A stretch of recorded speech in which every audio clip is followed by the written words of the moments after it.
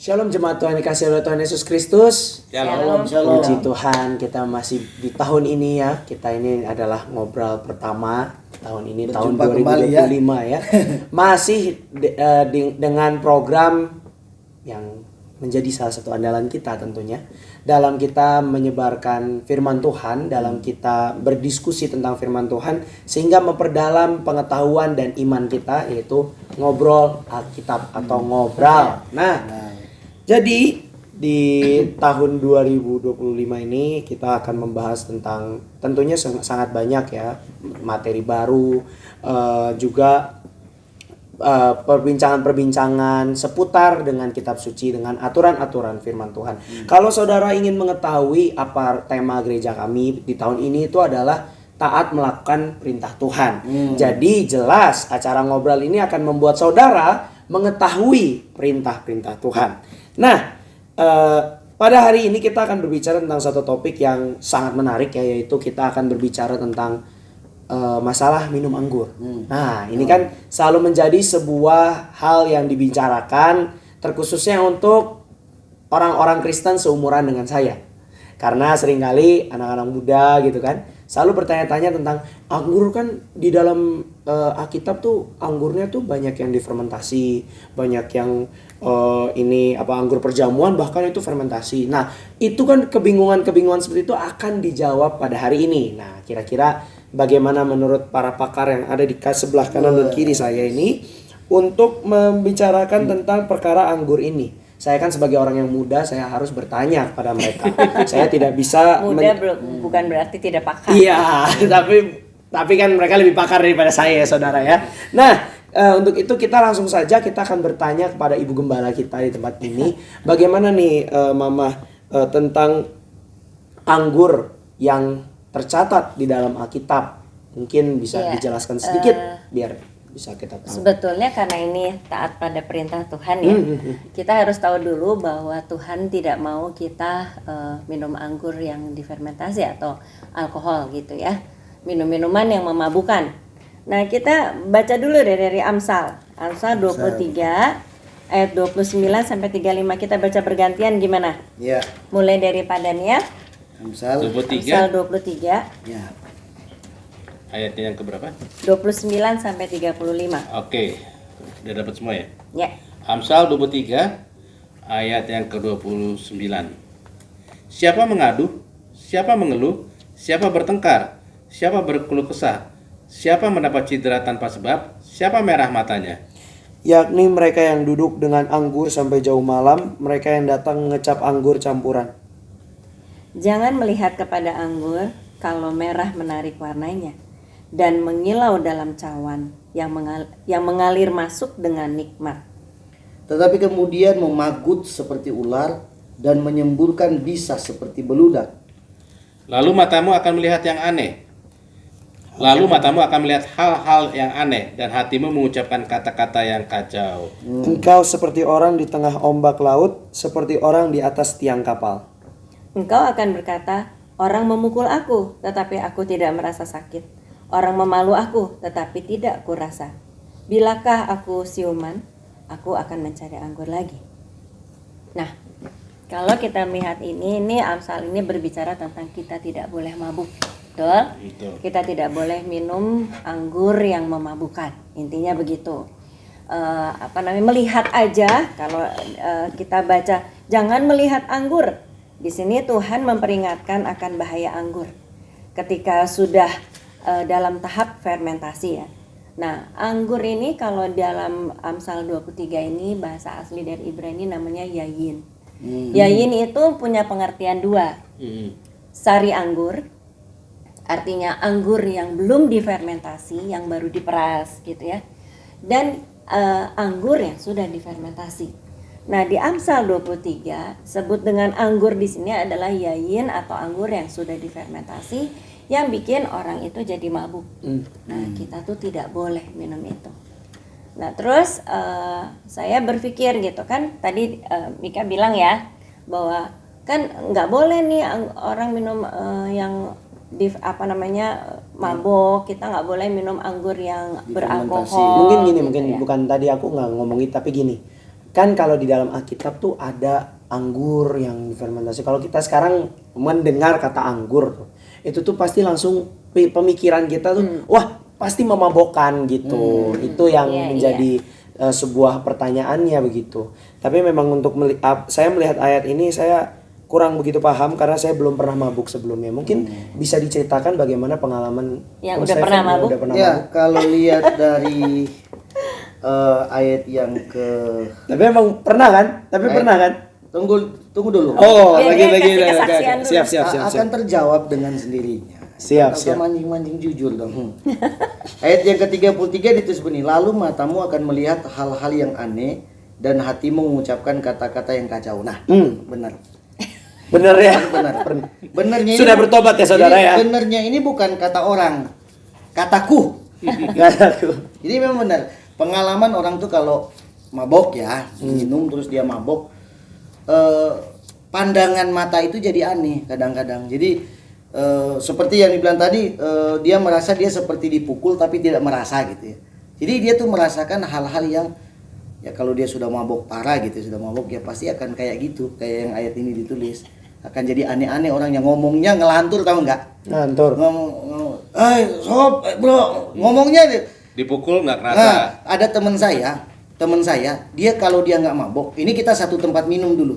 Dia kalau nggak mabok, nggak sadar, orangnya alim banget, ngomong nggak pernah, malu-malu kalau ketemu orang. Kalau dia mabok, dari Kejadian sampai Wahyu dia hafal. Serius. Serius, Bu. Dalam arti dia hafal bukan hafal semua, tapi setiap kali ngomong semua ayat-ayat Alkitab dia bisa tahu. Dan dia khotbah. Orang bilang, wah ngaco ini orang ini. Tapi isinya bener. Bener Bang. Bener. Jadi kita bisa tahu ternyata mungkin di waktu dia kalau nggak mabok tuh dia memang gemar baca Alkitab orang ini. Dan memang disimpan di dalam pikiran. Tapi karena dia dasarnya pemalu, dia Nggak interaksi dengan orang luar itu sangat jarang. Jadi orang tahu dia ini orang yang sangat pemalu. Tapi kalau gitu sudah ya? mabuk, wah bisa itu loh. Jadi orang pemalu juga suka mabuk ya? Nggak ada. Nggak bisa nggak ada urusan urusan, nggak ada. Itu baik orang pemalu, Ah, nggak orang ada pendiam. kaitan. Ya itu nggak. Mau orang yang banyak yang ngomong 1000 kata juga bisa Yang mabuk. yang saya mau bandingkan sesuai dengan ayat ini mengatakan benar. Orang itu mungkin dia tidak cerewet waktu dia tidak mabuk, tapi begitu dia mabuk dia bisa cerewet dan bahkan ngomongnya bisa ngelantur. Ada yang benar tapi ada yang ngomongnya ngelantur, namanya orang mabuk gitu loh gitu. Nah, makanya dari sini tuh ayat ini kan tadi dimulai dengan yang namanya mengecap anggur tuh. Makanya seringkali kalau orang awam, orang yang tidak membaca, ya bukan tidak ya, seperti membaca Alkitab gitu kan, membaca Alkitab, mereka selalu berpikir bahwa oh anggur itu harus selalu difermentasi sehingga itu memabukkan gitu. Jadi kalau ada kata anggur, wah memabukkan nih gitu. Ya. Dan mungkin gini, orang akan berpikir bahwa oh yang di dalam Alkitab setiap kali ada tulisan anggur, yang di pikiran orang, wah ini pasti anggur yang bikin mabuk. Nah, Nah, makanya betul. kita perlu mendengarkan lanjutan penjelasan dari Ibu Gembala. Iya, kadang-kadang orang juga ngomong Yesus aja minum anggur. Nah, itu Iya kan? Bahkan dia bikin mujizat Iya, anggur. Yesus aja minum Ya. anggur, kok kita nggak boleh? Bahkan dia Kan bikin ya? mujizat anggur kan. Nah, perlu didengarkan penjelasan Ya, ini jadi, gimana Betul. tuh. apa namanya banyak juga yang bertanya gitu. Terus tapi ngingat pengalamannya Pak Stephen itu dulu ya saudara ya. Kenapa nanya cuma ke saya tadi? Nah, iya coba kita tanya yang Oh, iya, satunya. betul. Mungkin pernahkah ada Mirip sama yang Andi ngomongin coba. Berarti sudah pernah ya? Enggak, ya artinya nggak ada yang baru di dunia ini. Iya, Jadi betul. apa yang dialami oleh kita sekarang itu juga mereka yang sudah pernah di zaman perjanjian lama juga yang nggak akan Iya. berbeda jauh dengan apa yang kita Dan generasi berikut dan juga. dan itulah yang dideskripsikan pada saat sebetulnya apa sih mabuk? Mabuk itu adalah kekurangan O2, O2. ya kan? Karena diambil oleh alkohol sehingga ada kelambanan dalam berpikir, ada saraf-saraf yang tidak berfungsi dengan baik, ya kan? Tapi ada juga saraf-saraf yang tadinya tidak terusik, ya kan? Terganggu akhirnya. Ya, akhirnya terusik gitu kan, makanya yang itu yang Itulah tadi menimbulkan keanehan-keanehan itu tadi. yang bisa gitu. ngomong kok yang tadinya nggak keluar bisa keluar dan lain sebagainya. Tapi intinya mabuk itu adalah melakukan sesuatu di luar kesadaran secara penuh, Iya, ya betul. kan? Itulah yang namanya mabuk, gitu kan? Dan bisa melakukan hal-hal yang juga di luar kesadaran, misalnya hal-hal aneh atau misalnya tiba-tiba bisa bisa teriak-teriak atau Bahkan lain sampai sebagainya. kepada tindakan kriminal, Bisa, Bang. Bisa bisa, kekerasan, bisa. berantem, Bisa. pembunuhan itu kan karena dari itu. Itu penjelasannya, dan ketika orang itu di luar kesadarannya, ya hal-hal yang tidak diinginkan atau sesuai dengan apa yang harusnya dia lakukan bisa dilakukan karena penguasaan dirinya nggak ada lagi. Itu kira-kira kenapa orang dilarang mabuk, karena itu yang akan terjadi. Jadi makanya misalnya saraf malunya nggak ada. Jadi orang pemalu bisa jadi berani. Saraf sakitnya juga nggak ada, kan itu orang tadi dijabarkan bahwa dipukul, dipalu aja dia nggak terasa. Sebetulnya ya bukan kan? nggak ada, Bang, tapi terkamuflase oleh minuman keras itu. Bukan, karena sarafnya dimanipulasi. Ya itu, Ya, itu, dikamuflase sama minuman keras, sama alkohol, sehingga untuk persekian waktu bisa sejam 2 jam tergantung dari kadar yang dia konsumsi, itu bisa membuat orang itu terkamuflase urat saraf itu. Ketika dia sudah alkoholnya hilang kadar dalam tubuh, manusia kan kembali normal seperti biasa. Iya, tapi sebenarnya itu Nah, kita bukan- lanjutkan dulu nih penjelasan dari Alkitab Oke, ini oke. penting sekali. Saya Penting. belum pernah ya saudara, tapi saya percaya. ya, Saya penting. percaya dengan pengalaman-pengalaman yang sudah diceritakan. sama saya juga enggak. Nah, jadi gini, Cobain dong. Jangan kalau dong. kita lihat di sini, ini tuh kan dikatakan bahwa, tetapi kemudian jangan melihat kepada anggur. Nah, Tuhan mengatakan melihat aja, jangan. Gitu ya. Jadi apa? Anggur tuh yayin. Nah, anggur itu kan yayin. Nah, kalau di sini jangan melihat anggur yang yayin. Nah, yayin ini anggur yang difermentasi. Itu bahasa Ibraninya ya, bahasa yayin. Yayin Yayin. itu berasal dari bahasa Ibrani, artinya anggur yang difermentasi. Tapi kalau kita mau melihat gitu, yayin juga mempunyai pengertian dari anggur yang tidak difermentasi. Oh, jadi bisa dua-duanya. Jadi yayin itu namanya anggur aja ya, cairan anggur. Kalau yang masih bentuknya buah atau yang baru diperas banget, itu kalau kita lihat dari Alkitab ada yang namanya tiros. Tiros, ya, Nah, betul, itu betul. jelas gitu. Ya, tiros. Tapi kita mau bicara soal yayin karena kalau tiros tidak diperdebatkan. Tapi kalau yayin ini anggur yang mana yang dipakai sama Tuhan Yesus, anggur yang mana yang begini gitu ya. Nah, ada anggur, pengertian-pengertian tentang anggur yang bahasa aslinya yayin ini, tapi tidak difermentasi. Kita baca ayatnya. Nehemia 5 ayat 18. Coba baca dulu. Siapa yang mau baca Nehemia 5 ayat 18? Nyari dulu. Jadi ini gimana nih Henia? Perjanjian lama. Nehemia berapa? 5 ayat 18. Pengaruh anggur ini. Oke, nemu ayat 18 ya. Ya nemu, kita belum ketemu yang Nehemia 5. Ya, 8. Ya, silakan. Inilah. Ada yang udah mulai mabok. Inilah. Bukan mabok anggur, mabok Iya. kopi. Nehemia 5 ayat 18 ya. Silakan. Yang disediakan sehari atas tanggunganku ialah seekor lembu, 6 ekor kambing domba yang terpilih, dan beberapa ekor unggas, dan bermacam-macam anggur dengan berlimpah-limpah setiap 10 hari. Namun dengan semuanya itu aku tidak menuntut pembagian yang menjadi hak bupati, karena pekerjaan itu sangat melelahkan rakyat. Nah, Sangat menekan rakyat, bukan melelahkan. Disebut apa tadi? Bermacam-macam anggur. ya. Bermacam-macam anggur ini kalau kita lihat dari bahasa aslinya itu juga disebut yayin. yayin. Dan kalau kita lihat juga dari pengertian bermacam-macam anggur itu ada sari buah anggur baru, ada sari buah anggur lama, ada sari buah anggur murni, ada sari buah anggur campuran gitu ya. Nah, yang jadi sari buah ini ada yang sari buah anggur segar, tapi juga ada yang sari buah anggur yang dididihkan dan menjadi kental. Ada juga anggur yang dicampur dengan obat bius. Ada yang juga anggur yang dicampur dengan air. Kalau kita baca dari ensiklopedi, itu anggur itu bermacam-macam cara pengolahannya gitu. Dan jadi pertama ini pembuktian pertama bahwa yayin itu tidak selalu anggur yang difermentasi. Tapi yayin itu juga mencakup anggur yang tidak difermentasi. Yang sari-sari tadi yang ya. sari Ya, ya. ya, supaya Jadi jelas. kalau sari itu artinya kalau anggur yang baru diperas itu kan sari anggurnya gitu. Ya.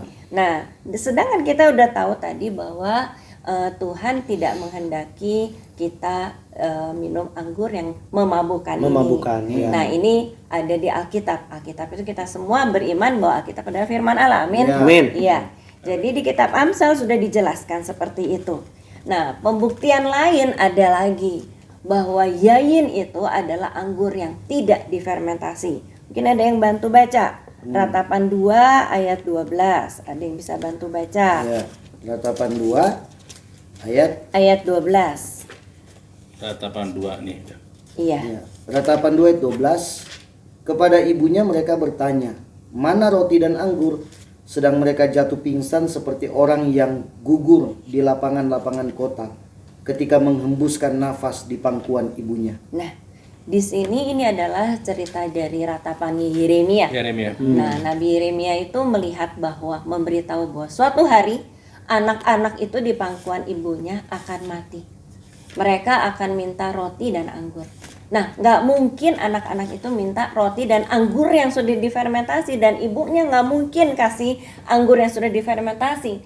Jadi dia maksudnya yayin di sini adalah sari buah anggur. Nah, sari buah anggur aja nggak ada pada waktu itu. Ini juga sesuai dengan apa yang Yesaya pernah bilang. Yesaya tuh pernah mengatakan juga bahwa nanti nggak akan ada lagi anggur dipengirikan.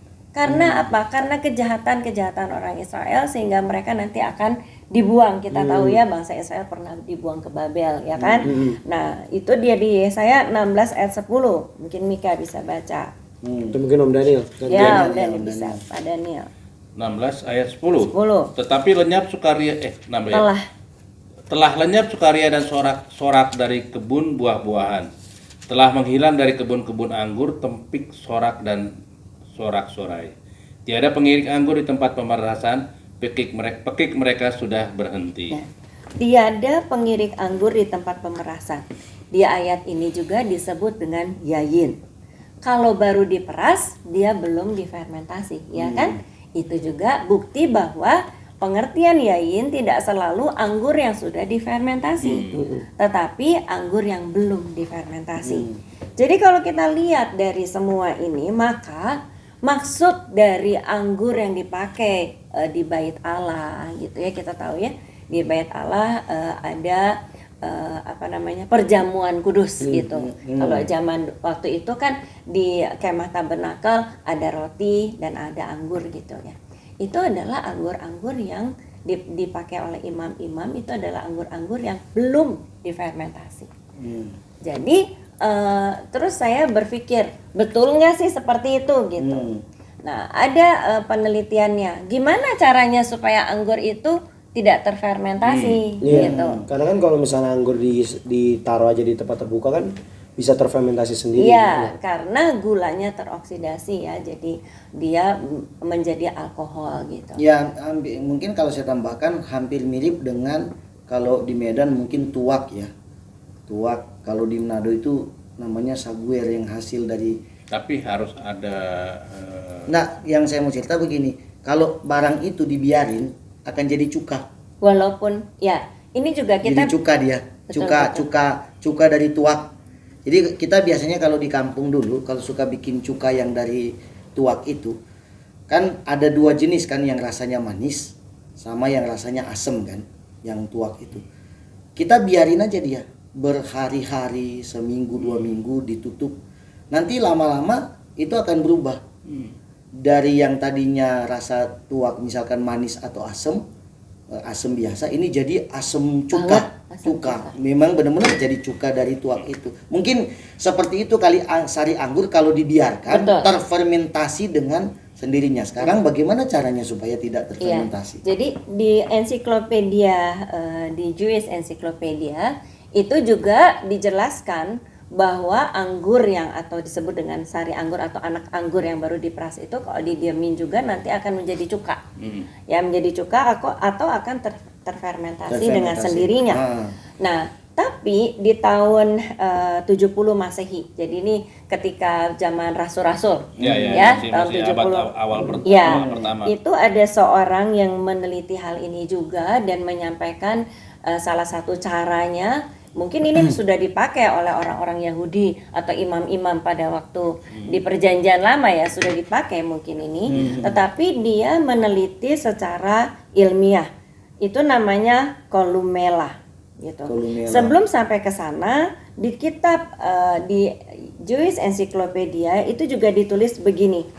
Di bagian varietas anggur dikatakan pada zaman dahulu anggur Yudea tidak pernah menjadi asam atau tidak difermentasi kecuali jika ditambahkan jelai ke dalamnya. Tetapi setelah penghancuran bait suci, karakteristik itu beralih ke anggur Edom atau anggur Romawi. Jadi anggur Edom itu anggur yang difermentasi gitu ya. Anggur segar sebelum difermentasi dikatakan di ensiklopedia itu disebut yayin migat. Jelas sekali bahwa yayin juga termasuk anggur mempunyai pengertian anggur yang belum difermentasi atau disebut dengan anggur tong. Ya. Nah, ternyata anggur tong itu tuh disebutkan oleh seorang ahli pertanian bernama Columella atau Lucius Iunus Moderatus. Dia berasal dari Gades, hidup pada masa pemerintahan Kaisar pertama hingga sekitar tahun 70 Masehi. Jadi dia hidup sampai dengan tahun 70 Masehi. Jadi kebayang ya, dia hidup itu, dia pindah ke Italia, dia punya pertanian di sana, dia punya perkebunan anggur. Lalu dia ahli pertanian dan dia juga mengatakan bagaimana cara untuk membuat anggur itu tidak terfermentasi walaupun sudah lama umurnya. Nah, itu ditulis dalam bukunya Columella's on Agriculture. Nah, di situ dia dikatakan sari buah anggur yang tidak akan terfermentasi kalau pada waktu dia baru dipetik lalu diperas, dan biasanya panen anggur itu sama dengan sesuai dengan musim di Israel pada waktu itu yang musim dingin. Nah, ketika sudah diperas cepat-cepat dimasukkan ke dalam guci dari tanah liat, lalu ditutup dikasih ter. Nah, lalu harus direndam. Tidak boleh ada bagian yang ada di luar permukaan. Jadi si guci ini total di dalam air ya, direndam semua di selama 40 hari karena pada waktu itu di musim dingin maka air di situ ada di bawah 10 derajat Celcius. Dikatakan seperti itu. Kalau direndam selama 40 hari, nah, ketika diangkat dari dalam air, maka anggur di dalamnya ini tidak akan terfermentasi selama 1 tahun. Nah, itulah yang dipakai oleh imam-imam di Bait Allah pada waktu untuk di mezbah ya. Untuk di mezbah. Jadi anggur yang tidak terfermentasi itu. Jadi jelas sekali kalau kita lihat dari ensiklopedia ini dan di juga maksudnya dijelaskan kembali atau diteguhkan oleh Columelas dalam Columelas on Agriculture bukunya dia itu bahwa pada waktu itu memang anggur-anggur yang dipakai untuk ibadah oleh imam-imam adalah anggur-anggur yang tidak difermentasi. Nah, walaupun setelah itu ada juga dia mengatakan bagaimana ada cara-cara lain yang dia sebutkan juga cara bagaimana supaya anggur itu tidak terfermentasi. Nah, salah satunya adalah anggur itu dimasak, sari anggur sudah diperas, dimasak sampai kental, sampai seperti madu. Jadi kalau kita baca di Alkitab ada di Perjanjian Lama ada yang disebut dengan madu, itu kebanyakan adalah sari madu dari anggur. Jadi anggur kental. Nah, pada waktu mau ada perjamuan atau misalnya ada dipakai di Bait Allah, maka sari madu itu dicampur dengan air. Nah, dia tidak terfermentasi juga. Atau mereka juga seringkali membuat buah anggur itu dikeringkan. Kita tahu sekarang kismis mungkin ya. Kismis ya, kita suka juga sih, kalau saya sih suka. Nah, itu nanti air dididihkan, di dalam air yang mendidih itu dimasukin kismis. Sehingga itu masih disebut dengan yayin. Dengan anggur, dengan sari anggur cair, tapi itu tidak difermentasi. Itu yang terjadi pada waktu itu. Nah, jadi saya berpikir bahwa kita ini ya mungkin dari antara saudara, Bapak Ibu Saudara, mungkin ada nggak sih yang pernah baca buku yang baru-baru misalnya bahwa sekarang ini perjamuan di mana gitu itu memakai anggur yang difermentasi. Mungkin ada ya, mungkin gitu. Nah itu sih ya bisa-bisa saja terjadi karena dituliskan di ensiklopedia itu setelah bait Allah tidak ada, jadi tinggal tembok ratapan.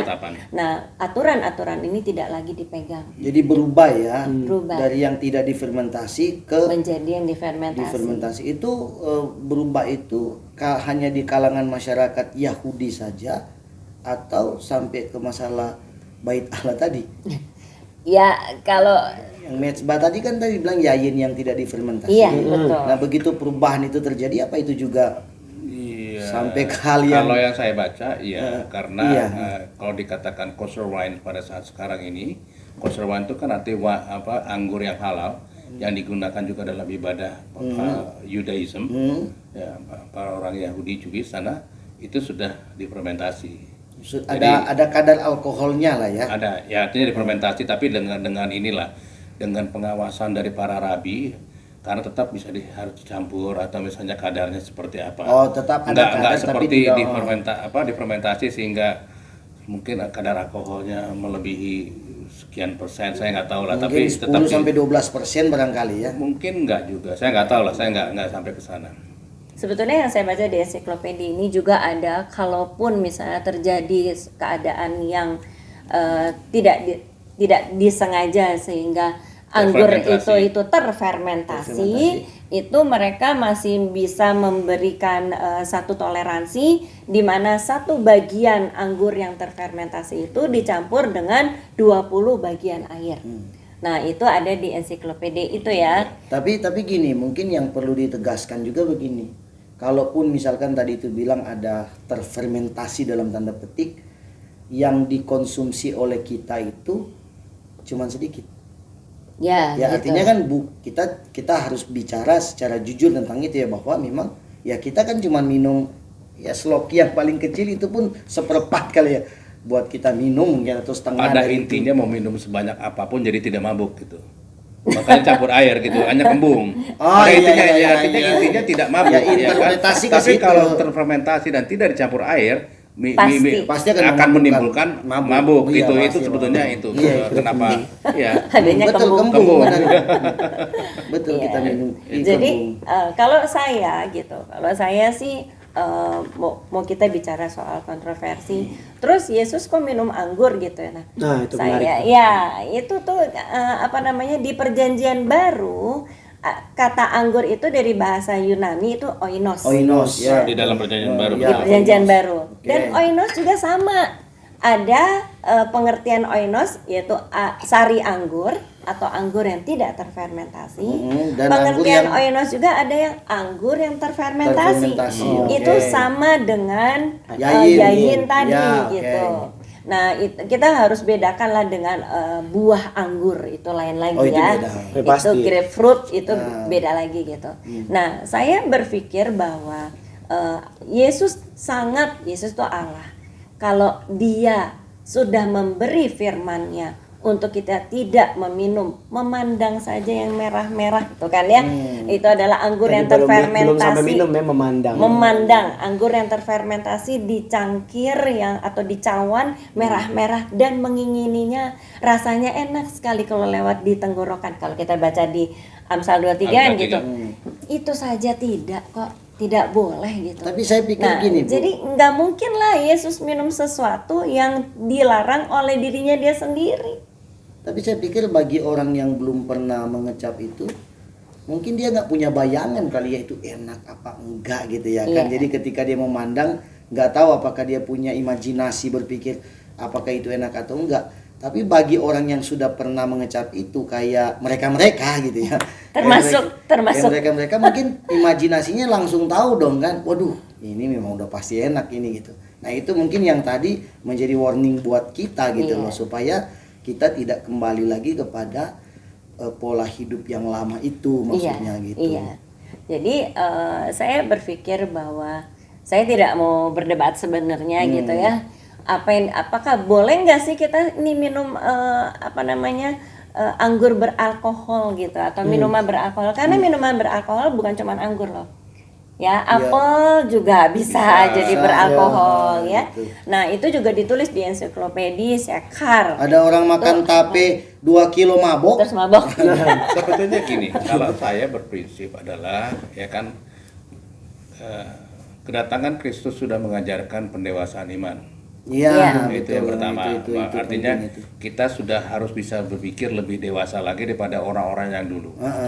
Banyak hal-hal yang apa namanya, yang dulunya haram, Tuhan bilang dia tidak lagi berbicara haram atau tidak haram gitu. Tapi kan hukum Taurat pun dia sederhanakan dengan dua hukum ya kan, kasihlah Tuhan Allahmu dengan segenap hati segala bumi dan kasihlah sama manusia seperti dirimu sendiri.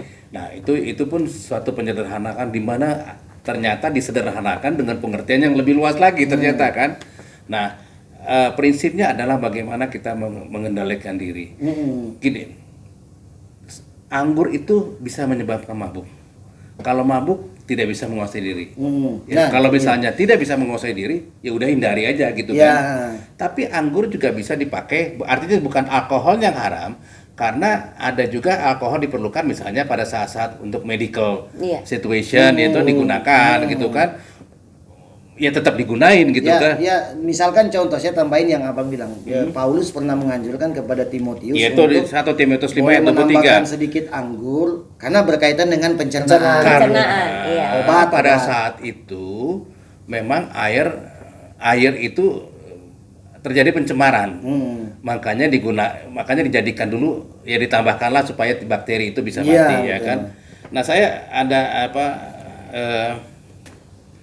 dari apa yang kita bicarakan pada saat ini, saya juga mengambil kesimpulan yang penting itu adalah kita bisa mengendalikan diri dan tidak mabuk. Pendewasaan rohani ya. Ya. Ini kenapa jadi hilang ya? Oke. Sebetulnya kita tidak lagi bicara haram dan halal, ya kan? Tapi bagaimana kita bisa mengendalikan diri, tidak mabuk. Nah, seperti kita baca dalam Efesus 5 ayat 18, mungkin Pak Stephen bisa baca. Ya, Efesus 5 ayat 18. Kita dikatakan, dan janganlah kamu mabuk oleh anggur, karena anggur menimbulkan hawa nafsu. Nah, tetapi hendaklah kamu penuh dengan roh.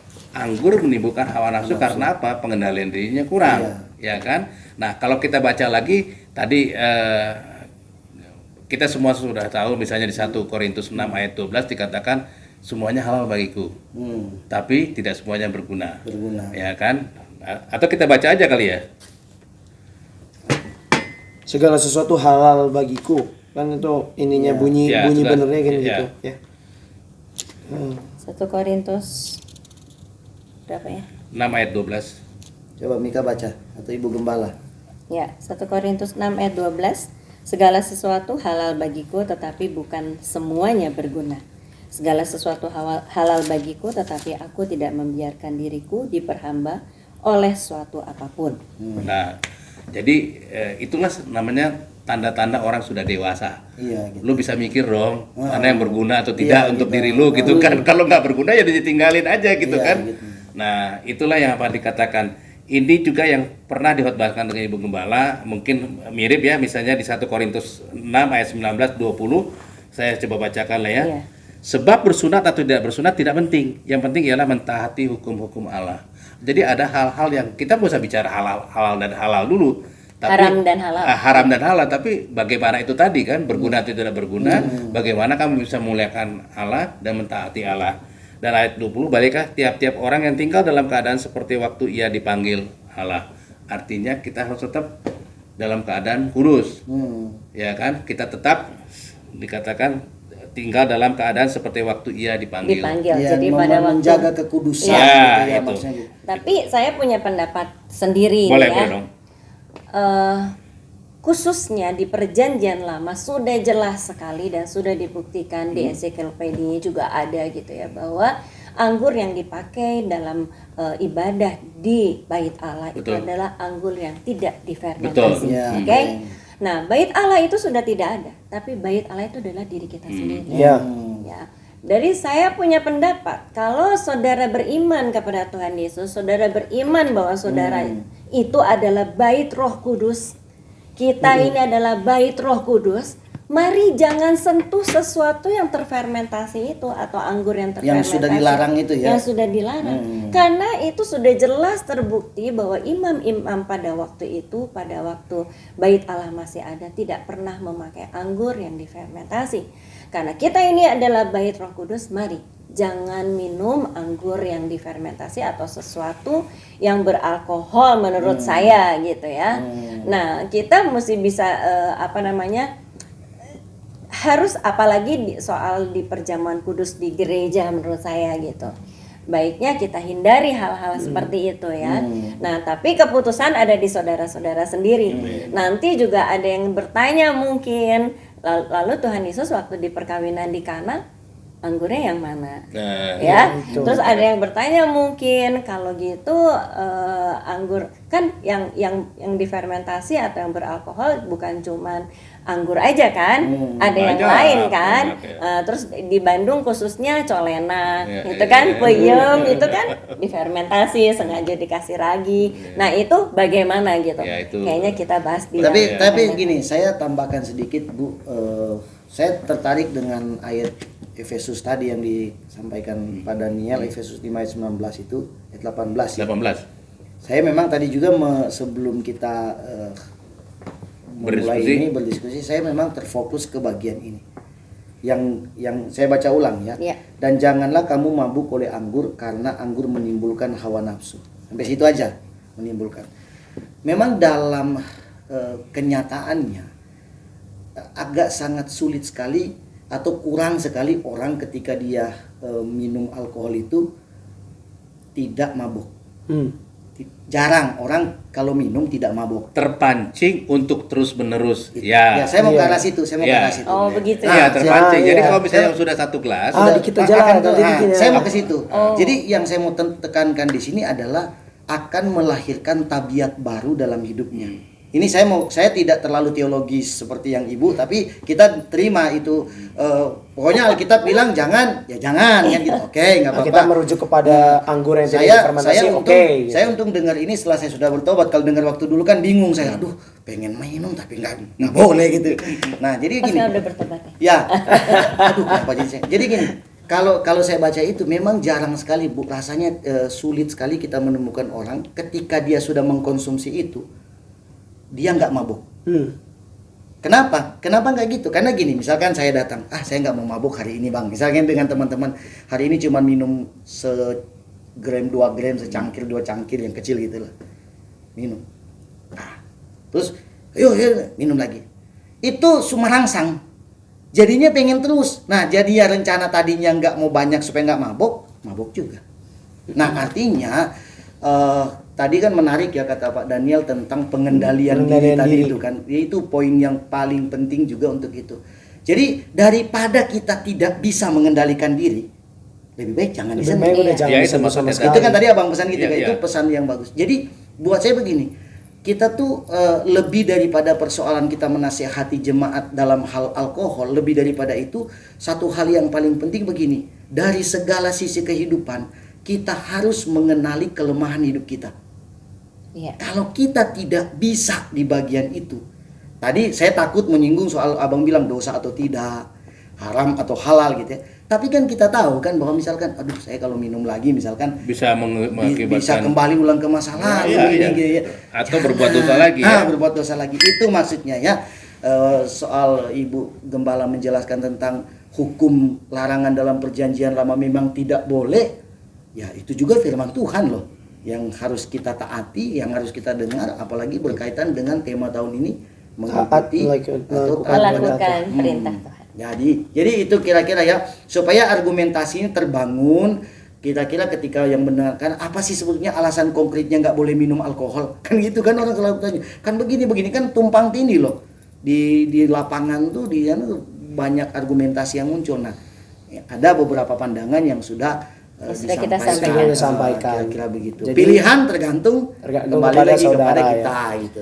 Jadi mungkin saudara dalam hal kita taat melakukan perintah Tuhan itu kita tidak bisa selalu menilai yang namanya peraturan tuh atau misalnya kegiatan seperti tadi gitu ya, meminum anggur yang difermentasi itu salah benar boleh tidak tuh tidak selalu selamanya seperti itu. Tetapi pada tadi Om Stefan sudah menambahkan poinnya sangat menarik bahwa tidak mungkin kalau kita udah mencoba sedikit terus nanti jadinya kayak pengennya ke bawah-bawah terus kan. Nah, daripada nanti ke bawah lebih baik hindari, lebih baik Yang jangan belum pernah gitu. coba juga jangan Pernah coba.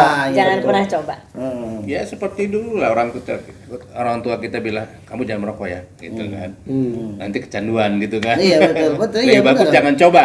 Ya, jangan coba. Coba sekali, akhirnya keterusan. Itu pengalaman saya, Bang. Iya. Saya orang tua saya notabene hamba Tuhan. Sudah dibilang berkali-kali jangan menyentuh itu. Tapi semakin dilarang, Semakin penasaran. tertantang. Ini gimana sih maksudnya? Coba. Dulu ingat ya dulu Bang, sedikit tambah kesaksian ya. Saya tuh mulai dari kertas buku loh, Bang. Pakai rambut jagung. Oh, pakai rambut jagung betul di ladang ya. Dilinting pakai rambut jagung. Itu orang-orang dulu banyak. Saya belajar dari situ. Kemudian mulai ke ini yang cap kunci atau apa itu yang Saya nggak tahu kalau itu. yang tembakau, tahu tembakau? Rokok murah saya nggak tahu, Ya. rokok mahal ya. ini saya cerita tentang peningkatannya ya, tembakau yang jual tembakonya sendiri sama kertasnya yang ada manisnya itu sampai ke cerutu saya. Wah. Oke. Cerutu. Jadi itu waktu awal coba begitu masuk di dunia itu, Pak Pendeta Mika, keluarnya sulit. Serius, keluarnya sulit. Tapi begitu saya sudah keluar dari dunia itu, sejak saya bertobat meninggalkan dunia itu, saya komitmen. Top. Rokok misalnya, enggak lagi Tuhan. Top. Tapi pandangan saya bukan persoalan tadi bilang dosa atau bukan. Saya mengambil Nggak, pandangan saya nggak apa? bicara dosa, haram atau halal. Bukan, haram atau halal. Saya bukan Dosa urusan mula sama itu, Tuhan. ya, itu.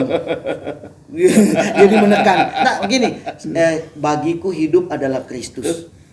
Ya. Ya, saya bagiku hidup adalah Kristus. Cakep. Ya, mati keuntungan itu urusan lain. Tapi saya sudah bagiku hidup ya buat Kristus. Kristus sudah ada di dalam diri saya. Ya. Jadi saya menghargai setiap langkah pertobatan dalam hidup saya dan setiap titik anugerah dalam hidup saya hargai. Itu pemberian Tuhan. Oke. Jangan disia-siakan. Gitu. Ya bahkan ketika kita dekat sama Tuhan, ketika ingin memulihkan dengan Tuhan, mabuk itu baru salah satu. Dia memabukkan banyak hal yang juga. perlu dia. Contohnya misalnya kan kita makan sembarangan, akhirnya tubuh kita rusak, katanya banyak Allah ya kan? Atau kita tahu penyakit diabetes nasinya banyak, gitu kan? Itu juga harus pertobatan. Makanya gitu. saya dan Mika lagi diet supaya perut kecil. Karena apa? Bukan karena ya supaya lebih sehat, betul kan? Itu. Tapi statement terakhir kayaknya saya kurang percaya. Statement terakhir itu ambigu loh benar. Tapi kalau saya diet percaya kan. Itu oke lah. Makanya saya lihat ke sana gitu. Oke. Nanti kita lanjut lagi ya untuk yang lain-lain. Ya, artinya bait Allah itu kan jadi yang satu hal bahwa Tuhan Yesus menjadikan kita dewasa, mensimplify apa perintahnya, tapi pengertiannya menjadi lebih luas lagi. Lebih luas. Jadi nggak sempit seperti orang-orang zaman dahulu. Bahkan terakhir bahkan ada firman Tuhan Paulus bilang semakin dia mengenal Kristus, dia semakin melupakan. Ya, itu dia. tingkat Paulus, semakin dia kenal siapa Kristus, dunia itu nggak penting buat dia. Ya. Dan hal-hal yang lain dalam Seperti Billy Graham mengatakan, itu. ketika saya makan kekenyangan, saya merasa berdosa sama Tuhan karena saya tidak bisa berkhotbah dengan baik. Nah itu kan artinya kedekatan dengan Tuhan menjadikan kita dosa itu bukan seperti apa yang dilarang lagi, tapi bagaimana hatimu untuk bisa memulakan Tuhan dengan tubuhmu. Nah itu dia. Ya, kan? Nah, mungkin sudah sangat banyak sekali ya perbincangan kita di sini itu, bahwa dari mulai kita mengupas dari akar katanya, bagaimana juga tadi kebudayaan-kebudayaan yang ada, kenapa jadinya diambil sebuah kesimpulan di mana oh kalau waktu dulu bait Allah masih ada mereka memakai anggur yang tidak difermentasi untuk segala upacara-upacara keagamaan. Tapi pada waktu bait Allah sudah hancur akhirnya mulailah begitu banyak sekali anggur-anggur fermentasi yang jadi dikonsumsi oleh banyak masyarakat begitu. Tapi untuk keputusan apakah ya saudara mau tetap minum anggur atau enggak itu kembali kepada saudara. Tapi tadi kita sudah memberitahu. Kita sudah memberitahu bahwa kalau bagi Mama dan Mika juga kita tidak mau kalau Mama kan tadi ngomong jangan gitu kan. Kenapa hanya berdua? Nah, nggak tahu. Kalau kan ini kan yang tadi Mama ngomong Nah, ini Bang, jangan. sudah perwakilan. Udah perwakilan. Ya, tadi Mama ngomongnya Enggak, jangan. yang 2 juga udah Ya, enggak. udah enggak. Yang 2 lagi juga enggak. Pernah, Om tapi Stefan, udah enggak. Om Daniel juga udah enggak. Kan kata Tapi kita itu lebih dari satu. Tapi Om Stefan dan Om Daniel menambahkannya adalah ya kalau misalnya nyoba sekali ketagihan ya nanti ya keterusan gitu Ya, dan akhirnya tidak balik bisa lagi. mengendalikan diri, Ya, gitu. akhirnya tidak dewasa dalam iman. Nah, daripada kita tidak bisa mengendalikan diri, lebih baik jangan. Nah, kan sama sebenarnya.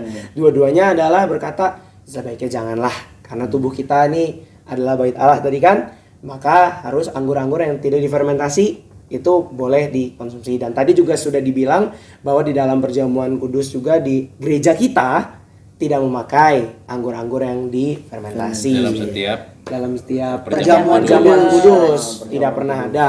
Nah, itu karena kita mengacu kepada apa yang kita katakan juga. Nah, jadi bagi saudara yang masih mungkin ada pertanyaan-pertanyaan lanjutan seperti bagaimana dengan anggur yang perkawinan di Kana dan segala macam. Kalau saudara tertarik boleh banget ditulis di kolom komentar dan juga jangan lupa juga untuk membagikan video ini kalau saudara merasa terberkati dengan video ini, like dan share ke teman-teman lain dan jangan lupa juga subscribe ke channel Gereja Keluarga Tabernakel dan juga nyalakan tombol lonceng sehingga tidak ketinggalan pada waktu Gereja Keluarga Tabernakel mengupload ngobrol-ngobrol terbaru nanti. Untuk itu, ngobrol kita hari ini cukup sekian. Tuhan Yesus memberkati. Bye-bye.